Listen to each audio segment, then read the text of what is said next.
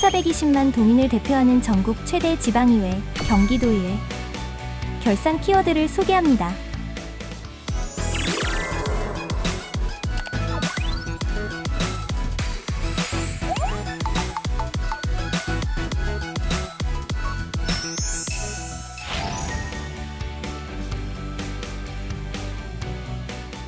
생활 폐기물 직매립 전면 금지를 앞두고 수도권 매립지 연장 여부를 둘러싼 경기, 서울, 인천 환경부의 입장이 첨예하게 대립하고 있는데요.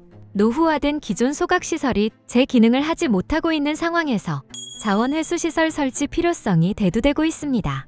현재 경기도에는 쓰레기를 처리할 소각시설이 부족해 향후 상당 물량을 민간 소각시설에 의존할 수밖에 없는 구조이기에 수도권 매립지 문제에 더욱 신경 써야 하는데요. 서울과 인천시는 조직적으로 수도권 매립지 관리 대응하는 반면 경기도는 여전히 단 한 명의 담당자에게 업무를 맡기는 수준에 그쳐 경기도의 소극적인 개선 의지에 비판의 목소리가 커지고 있습니다.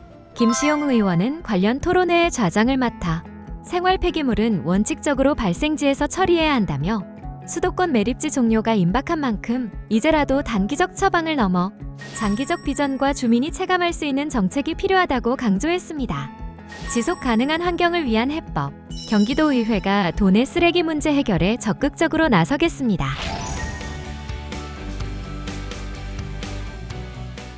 인공지능이 미래 성장 동력으로 떠오른 지금, 경기도의 AI 정책은 어떤 준비를 하고 있을까요?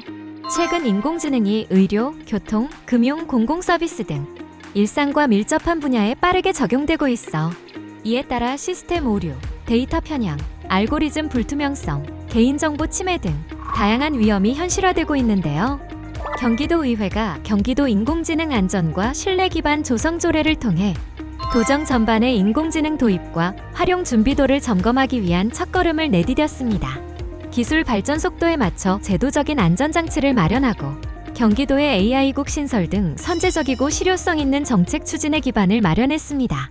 이기영 의원은 AI는 미래 성장 동력인 동시에 사회적 갈등과 불균형을 키울 수 있는 양면성을 지닌 기술이라며 도민의 신뢰와 안전을 바탕으로 한 사람 중심의 AI 생태계가 조성될 것을 기대했는데요. 도민이 체감할 수 있는 AI 행정 서비스 구현, 경기도의회가 디지털 혁신을 선도하는 경기도를 위해 함께하겠습니다.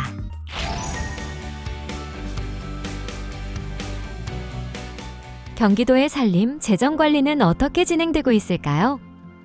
경기도의회는 경기도 재정건전화 조례에 따라 경기도 차원에서 위험을 조기에 진단 관리하고 투명한 재정정보 공개를 위한 제도적 장치를 마련했는데요.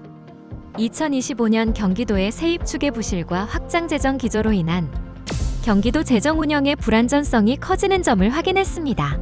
경제 성장률 둔화와 세수 감소 전망이 이미 2024년부터 여러 보고서를 통해 제시됐음에도 확장 재정 기조를 고집한 결과 약 900여 개의 민생 사업이 감액되거나 폐지된 건데요. 이석균 의원은 행정 편의보다 도민 신뢰를 우선해 두는 지속 가능한 재정 운용이 필요하다며 세입 추계 실패가 도민 피해로 이어지지 않도록 재정 관리의 최전선에서 철저히 대비해야 한다고 목소리를 높였습니다. 경기도 재정은 도민의 세금으로 운영되는 만큼 한 푼도 허투루 쓰이면 안 됩니다.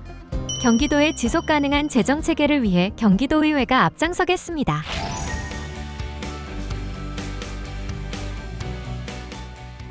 사라져가는 전통을 지키기 위해선 어떤 노력이 필요할까요?